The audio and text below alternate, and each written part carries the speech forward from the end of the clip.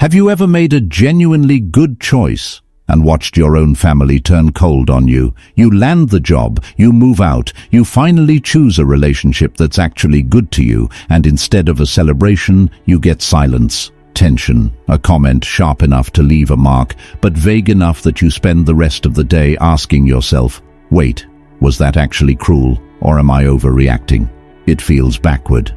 You expect the people who claim to love you most to be proud of you.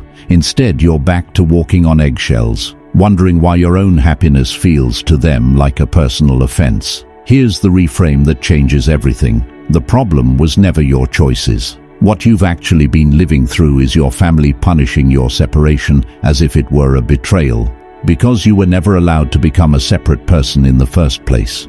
Stay with me for the next few minutes, because by the end of this video, you'll have the exact language for what's been happening to you, and, just as important, full permission to stop tolerating it.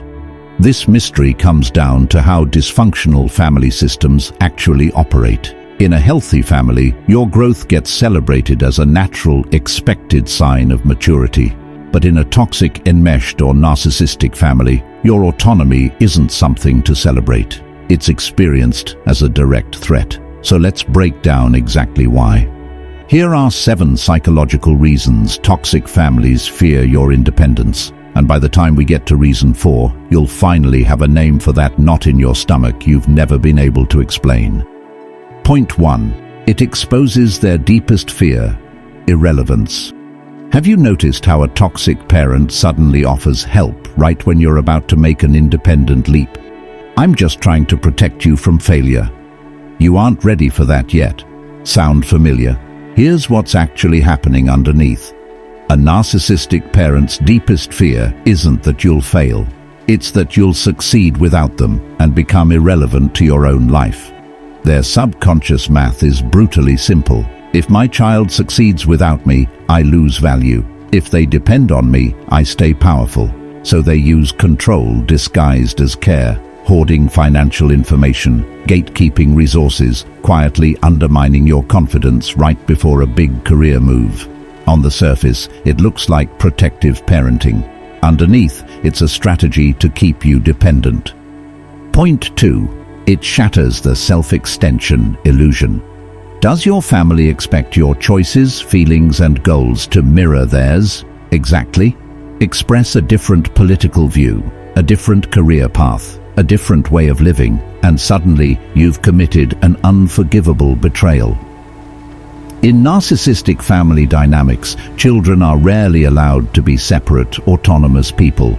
Instead, they're treated as self-extensions, trophies meant to carry the parent's legacy, reflect their values, protect their image. When you step fully into who you actually are, you shatter that mirror. It forces them to confront a reality they've spent years avoiding. You were never an accessory to their life. You are your own person, with your own mind. They don't fear your choices. They fear losing the reflection that propped up their fragile ego. Point 3. It disturbs the identified patient system. Notice how, whenever something goes wrong in the family, the same person always gets blamed. In family systems theory, that person has a name: the identified patient, the family scapegoat. This is the person who unconsciously absorbs the family's unaddressed stress, buried trauma, and hidden conflict. They're the psychological glue holding a fragile, artificial piece together.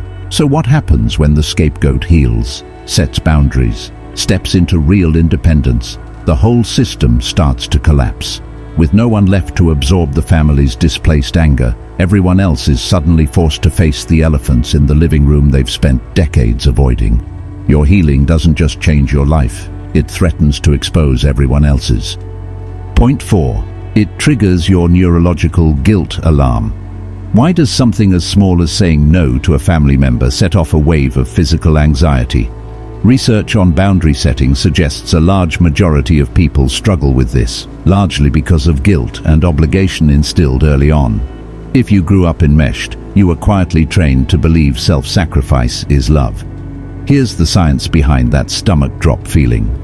When family acceptance is conditional on compliance, your brain's amygdala treats a boundary the same way it treats a threat to survival. That sick, sinking feeling isn't proof you're doing something wrong. It's a conditioned response, nothing more. And once you understand that, you can stop mistaking guilt for guidance. Point 5.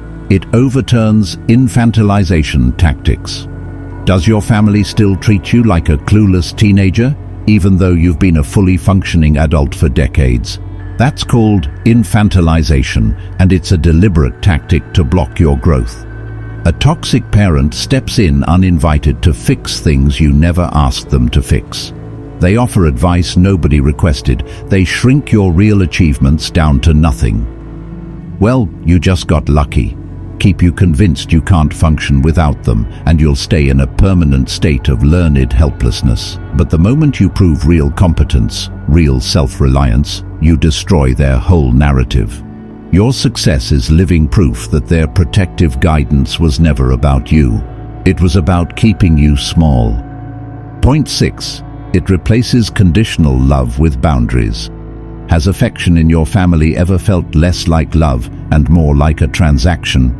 Comply, and you're showered with praise. Assert one boundary, and the temperature drops instantly. Silent treatment, criticism, withdrawal. In a toxic family, love isn't unconditional. It's performance-based. And for years, you learned to trade your real needs for a little temporary peace. The moment you choose independence, you stop making that trade. You start protecting your own energy instead. And that terrifies them, because boundaries strip away their last real leverage, the threat of withholding love. Point 7. It unmasks the perfect family facade. Have you ever felt like your family cares more about what the neighbors think than how you actually feel? Toxic and narcissistic families pour enormous energy into one project, looking like the perfect, loving, close-knit unit from the outside.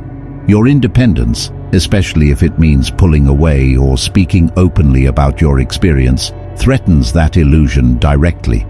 To them, your growth doesn't look like healing. It looks like exposure. Because if you build a healthy, autonomous life outside their orbit, people are going to start asking why you left. Your freedom doesn't just change your life, it pulls back the curtain on a performance they've been staging for years. If you recognized yourself in even one of these 7 patterns, hear this clearly. Stepping into your independence was never an act of cruelty, betrayal, or selfishness. It is a necessary, healthy requirement for building a life that's actually yours. Whether it's a parent, an in-law, or someone else who's supposed to be in your corner, when they respond to your growth with fear or anger, they're not describing you. They're revealing their own insecurity and their own dependence on control. Reclaiming your peace starts with separating your worth from their approval and remembering your life was never theirs to manage. It's yours. So tell me, which of these 7 points hit closest to home for you? And has that neurological wave of guilt ever shown up the moment you tried to set a boundary? Share your story in the comments. Someone else scrolling through today might read it and realize for the first time that they were never alone in this. And if this gave you language you didn't have before, hit like, send it to someone who needs to hear it, and subscribe for more deep dives into relationships, boundaries, and the kind of growth that actually sticks. Thanks for watching, and take care of yourself until next time.